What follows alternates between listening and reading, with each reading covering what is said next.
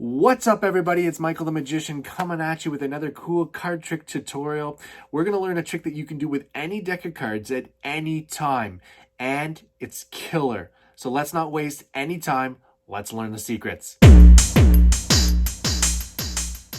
All right, so let's get started. Before we do that, though, be sure to hit the like button, hit the subscribe button so you know when my next video comes out. And of course, because I do cool contest giveaways all the time. So it pays to be a subscriber. Okay, so what are we learning? We're learning a trick you could do with any deck of cards at any given time.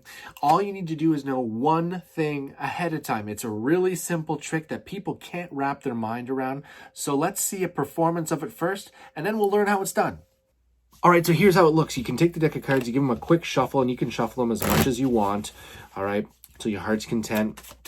Just give them a quick shuffle. Then you're going to mix them all around, and you're going to kind of spread them all out just like this, all right? And watch. Like it's magic, you can actually pick out 3 cards and name them before they come out. So here's how it looks. Let's say this one here, this one, that's the 8 of spades. All right, yes. And then this one here is the 9 of spades. Perfect. And then let's say this one here is the Queen of spades. That's actually crazy. Check this out. I can't even believe it. How does this happen? We have the 8 of spades, the 9 of spades, and the Queen of spades, just like that. So let's learn how to do it.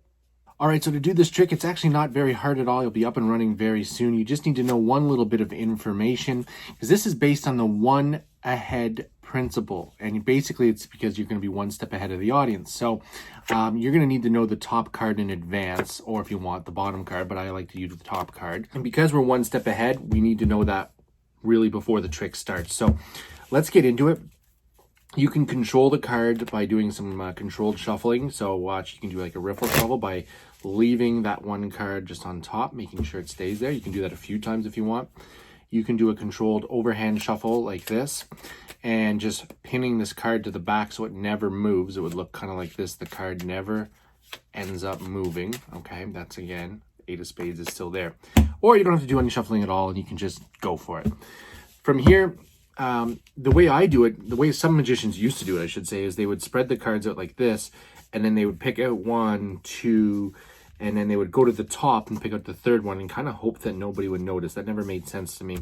I'm not sitting here pretending that I invented the wheel, but the way that I like to do it, and the way that I haven't seen many people do it or explain it, is by doing a wash with the card. So after you've shuffled a few times, your card is controlled, it's still there, and you just would spread them all around. And while you're doing that, you're pinning the one top card to your thumb and you're just moving it all around. And through all the melee, you can kind of park the card where you want it to be, and you'll remember it right at the back here, and then just continue spreading these cards around.